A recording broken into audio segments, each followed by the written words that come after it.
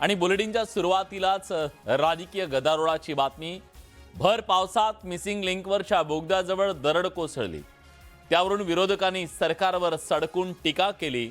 Social मीडियावर सुद्धा missing लिंकच्या कामाबाबत प्रश्नचिन्ह उपस्थित करण्यात आलं।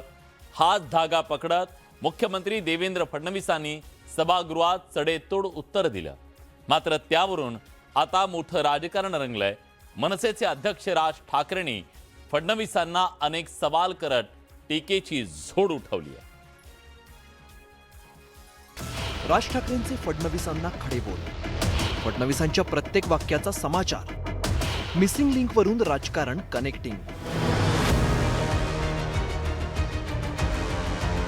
प्रचंड पावसात मुंबई पुणे एक्सप्रेसवेवर ही दरड कोसळली, तीही मिसिंग लिंक वरील बोगद्याच्या तोंडावर। ही घटना घडली ती तारीख होती 6 जुलै आणि हा मिसिंग लिंक लोकांसाठी सुरू झाला ती तारीख होती 1 मे। अवघ्या 60 ते 65 दिवसातच ही घटना घडल्यामुळे विरोधकांनी सरकारवर टीकेचे आसूड ओढले। ज्या वेगाने दरड कोसळली त्याच्या दुप्पट वेगाने विरोधक सरकारवर तुटून पडले। याच मिसिंग लिंक वरून वाद सुरू असताना देवेंद्र फडणवीस यांनी भर सभागृहात विरोधकांना सडेतोड उत्तर दिलं। मात्र त्यावर आता राज ठाकरे यांनी संताप व्यक्त केलाय। इनको कुत्ता नहीं पहुंचता, वो आजकल सोशल मीडिया पर आकर सबको गाली देते हैं, मुख्यमंत्री को भी गाली देते हैं। ऐसे कुछ भाड़े के टट्टे इस मिसिंग लिंक के बारे में भी पैसा ले लेकर सोशल मीडिया पर लिख रहे थे। उनको भी कह देना चाहता हूं, अगर महाराष्ट्र का अपमान करोगे छोड़ूंगा नहीं। की या मिसिंग लिंक प्रकरण हे उत्तम दर्जाचं ते काय कन्स्ट्रक्शन आहे वगैरे वगैरे सगळं झालं आणि ह्याचं जर समजा कोणी राजकारण करत असेल, आम्ही बघून घेऊ त्याला। मुख्यमंत्री आहेस ना तू, बघून घेऊ। आज खरं तर मुख्यमंत्र्यांनी ही गोष्ट सांगायला पाहिजे होती की बाबा मी त्याच्यामध्ये लक्ष घालतो आणि ज्यांनी चुका केल्या असतील त्यांच्यावरती मी इन्क्वायरी लावतो। ते राहिलं बाजूला,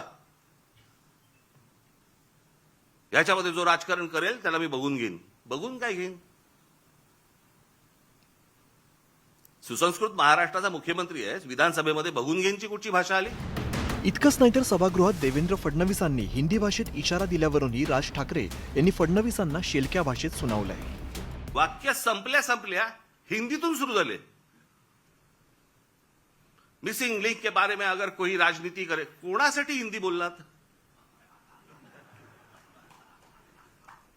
समोरचे आमदार मराठी, महाराष्ट्राची विधानसभा, महाराष्ट्राच्या विधानसभेमध्ये आमचा मुख्यमंत्री, महाराष्ट्राचा मुख्यमंत्री हिंदीत बोलतो। कशासाठी? कोणाला सांगायचं होतं? देवेंद्र फडणवीस यांनी आपला अपमान करा पण महाराष्ट्राचा सहन करणार नाही असं वक्तव्य केलं।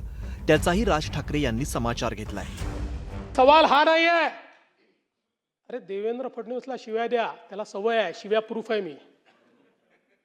कारण जीवनात एकच गोष्ट शिकलो, आजपासून 10 वर्षांनी हे शिव्या देणारे दिसणार नाही, पण ती कनेक्टिंग लिंक असेल आणि देवेंद्र फडणवीसचं आणि एकनाथ शिंदेचं नाव असेल। आता मिसिंग लिंक बद्दल बोललं तर याच्यात महाराष्ट्राचा अपमान कुठे आला?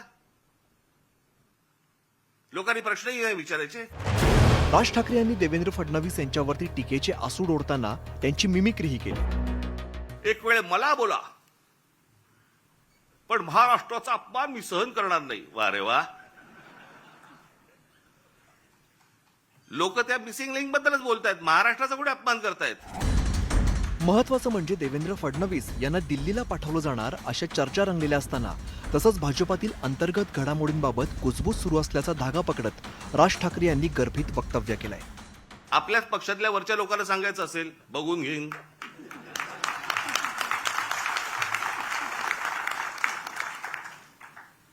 त्यांनाही माहिती आहे हे सगळे व्हिडिओ येत आहेत कुठून, हे सगळं काय चालू आहे राजकारण। मी त्याशी बोललो नाही का, माझ्या पत्रकार परिषदेमध्ये बोललो ना।